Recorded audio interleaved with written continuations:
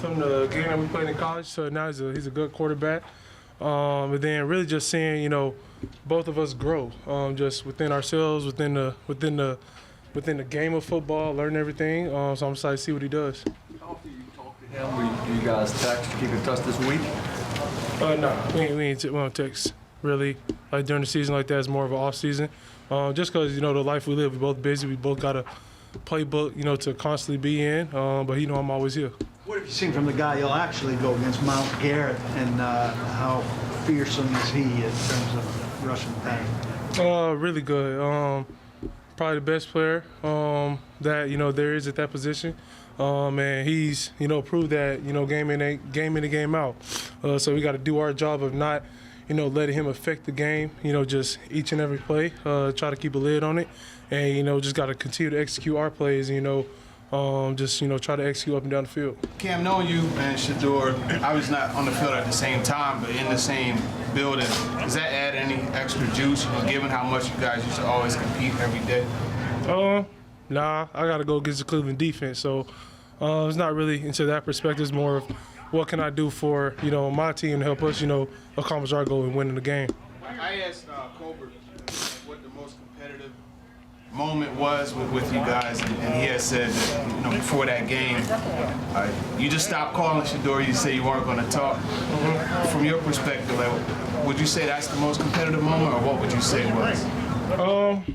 I say anytime both of us are in the room, we're always competitive. From just throughout college, even in the pre-draft process, we just both want to be great players, and I just think it's going to be exciting for just a lot of people to see, what both of us will be able to do when we play at a high level. What are your memories of interacting with Cleveland in the draft process, and how close did you feel like you were coming to being around during that process? I had great meetings with those guys, from ownership all the way to the head coach and the GM. They showed me nothing but love, and they got a great building. The people that I met there, and it was an honor to have them, be able to pick me if it would went out that way. So I'm excited that I'm here. I'm excited that I'm a tight end.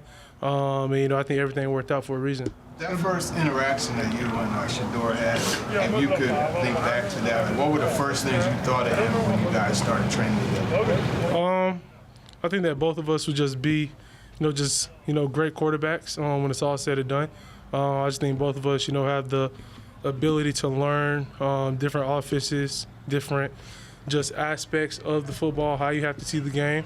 And I just think, just the things that we can do inside the building to help bring people together, I just think that's the best things about both of us. And given how so many people would always say, you didn't belong, they would say Shador didn't belong, did you guys bond over that during the whole process leading up to the draft? Yeah, for sure. And there's going to be haters, whether you play good, whether you play bad. We both know that.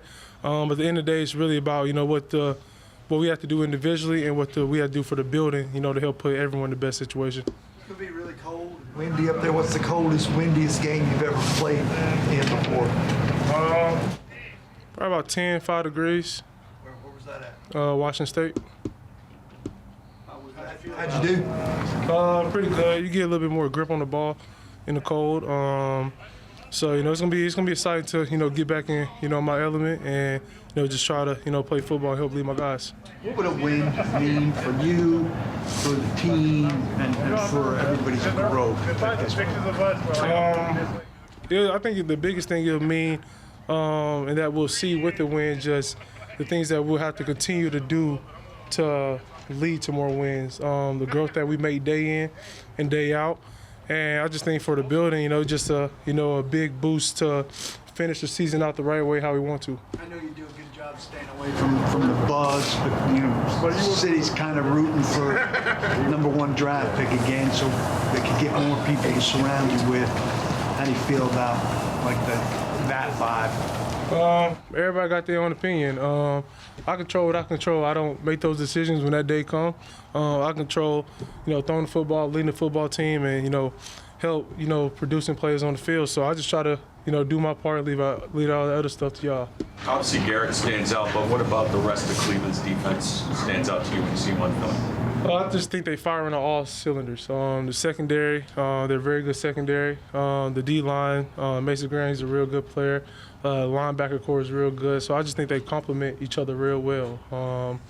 they really don't do a lot of just complicated stuff. They do the stuff that they're good at. It's helping them, be one of the best defenses out there. So we just got to continue to, harp on the little things that we got to get better at and execute versus those guys. You got 5 games left in the season. Aside from winning, what would you like to see this team accomplish here down the stretch? Winning. That's it.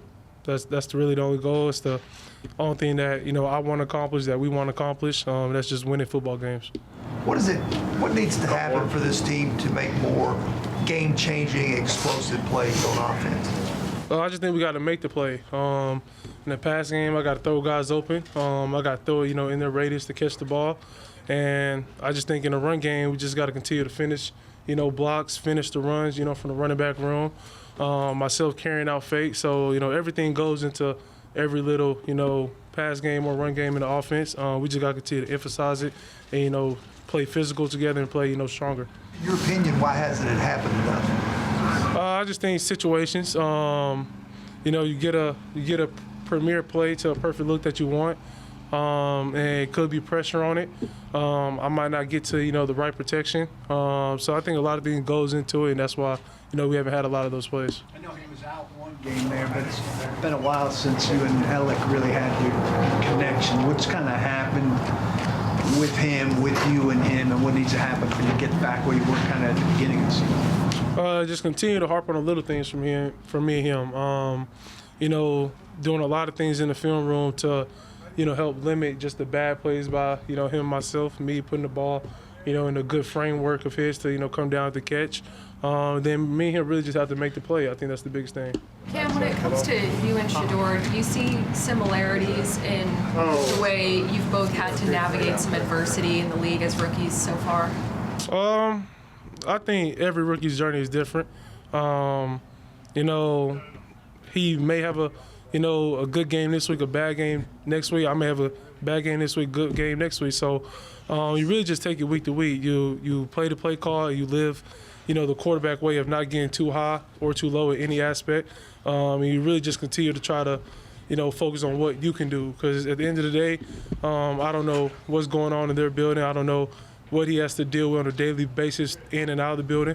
I just try to focus, on the Titans and, doing what I can do to help us get the wins. You How would you describe the nature of your relationship with Shador, and when was the last time you guys spoke? Real good. He knows I'm here anytime. I'll probably say since the start of the season, the last time we spoke. But it's just more of, we know at the end of the day, if something going crazy, we know who we got out there in our circle.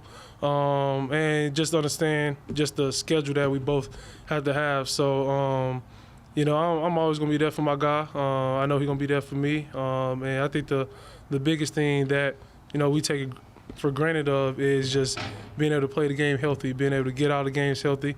And that's something that, that we blessed to continue to keep doing. What do you think of like the way the draft unfolded for him, with him continuously dropping, even though being one of the top quarterbacks? And did you reach out to him, and what did you say to him, as that? Really, everything happens for a reason. God has a plan for myself. He has a plan for you. At the end of the day, you just got to continue to prove yourself right. And every time he steps on the field, I know he's going to, prove himself right. The same goes for me. So we just got to continue to stay in just the everyday mindset of getting better and not letting bad outcomes dictate the next day. You said Sunday you have to lose to win. Can you expand on that and why you feel that way? Just you learn a lot of stuff. You learn a lot of stuff from winning. Because even when you win in games, winning hides a lot of stuff. When you're losing games, losing reveals everything. And you just got to fight that everyday battle of not, getting too high or too low. And I just think the more consistent you are just in the everyday process, it'll help you, as years go on. Appreciate it. And then we're going to have Jeff, Zeitler, Hadi, Chig, Tony, and Sebastian will have rest days. So 6 rest day guys and 1 other guy out. Okay, with that being said, going on the road this week for the first time in a long time for a great challenge and one of the great places to go play in Cleveland. What a great place, the tradition, the history, and everything going there. And going against a good football team, but we got to go out there and play our best game to date. And that's what we always talk about when you get to December, of playing your best football, and it starts this weekend in Cleveland. What's the challenge of preparing to defend Myles Garrett the way he's playing this year? Unbelievable player. What he's done, every snap, you've got to know where he is. You got to have presence for him. He's going to make a play or two. You see it all the time, and you just keep rolling. He's playing at an MVP level, so high, and you got to know where he is every single play, and it's nothing you can. The speed of the game, it's hard to prepare for that. Just to say to go out there and have someone like that every single play in practice go at that level, but he plays the game the way it's supposed to be played. So, like I said, he's playing at MVP level. I think Corey Levin played for you at center, and I guess with Lloyd, probably just monitor him through the week and maybe face another decision there game day. Yeah, I think Corey did an outstanding job in the game, and I think that comes. He's a veteran. He knows what it takes to go out and play. The good thing was that he played with Cam so much during the offseason program, during training camp, so that helped us. We didn't skip a beat, and I think the inside guys did an outstanding job together in the game this past weekend, the three of those guys playing. But that's when you have a crafty vet that can go in there, and it's just you don't skip a beat, and that's why you like to have those veteran backups that go in there and have the knowledge of the game and great teammates, a great leader for the team. He's always speaking up with things, but very pleased with the way he played, and we'll see what happens during the week. What are you seeing from Sanders in the 3 games he's been able to play for the Browns since being their quarterback? Well, a very talented player, and it's like a lot of the other young players.